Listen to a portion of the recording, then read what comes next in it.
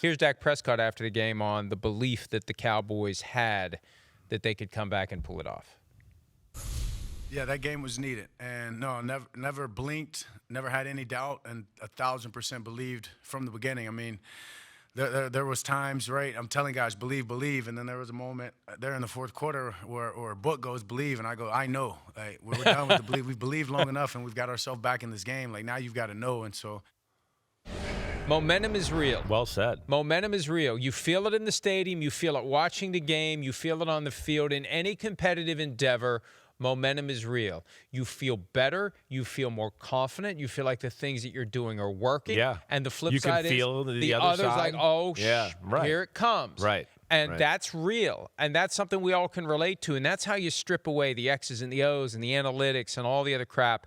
Momentum is real. And you could feel it build and build and build for the Cowboys. And you could feel it slip away for the Eagles. And, I mean, just there was greater effort. You know, on the Xavier Gibson play, the special teams hustle and tenacity, and you're not going to get that if the team doesn't believe. They were physical. Yeah. They took it to him. They bottled up Saquon Barkley. You know, it's funny. After the Sunday night game, there's some commercial where they say to Saquon, hey, you're going to win MVP this year. It's like, maybe they should stop running that because he isn't.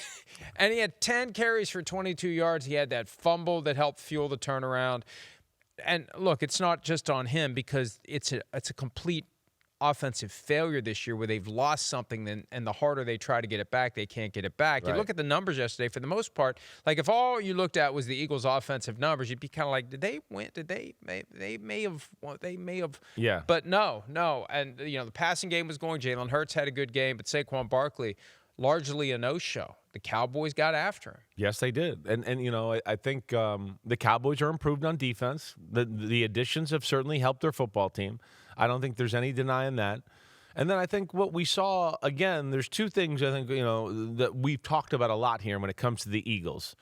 Right? Early in the football game, yeah, there was some success. You know, they had 339 yards of offense like you talked about. Good enough for them to usually win a football game. Good enough, though, against a defense in Dallas where, hey, it hasn't been great. We've seen teams just tear them apart. Good enough when you go, wait, the Eagles, you got the best offensive line in football. You have an amazing receiver duo. You got a good tight end and one of the best running backs in football. No, that's not good enough. It's not. And it's been like that for quite some time here.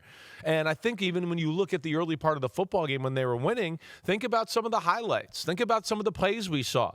It was one-on-one throws. You hear me say it all the time. If it's not one-on-one, it doesn't seem like the Eagles really can function on the offensive side of the ball in the passing game.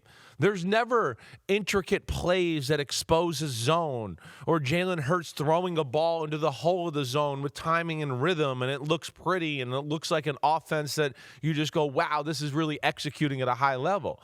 No, yesterday they made some plays. They were aggressive, certainly.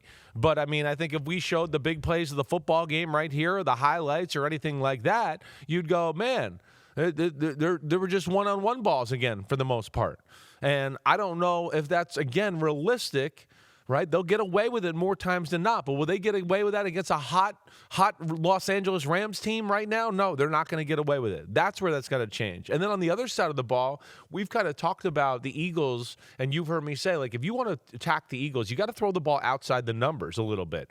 Eagles had some secondary problems yesterday, right? That was key. Right? The Adoree Jackson concussion. Exactly. It flipped Cooper DeJean outside. They'd love to keep him inside. Right. That screwed things up. When you have CeeDee Lamb and George Pickens, it's going to make it harder. Exactly right. So now it became, wait, we're a little undermanned in the secondary. And Dak Prescott is awesome throwing the ball down the field and outside the numbers.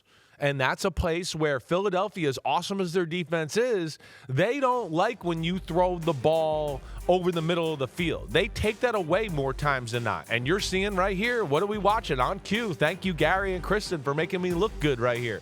Balls outside where they just went, wait, okay, you play these zones that sometimes end up being one-on-one on the outside. We'll take George Pickens and CeeDee Lamb against whoever you got at corner. We don't give a damn.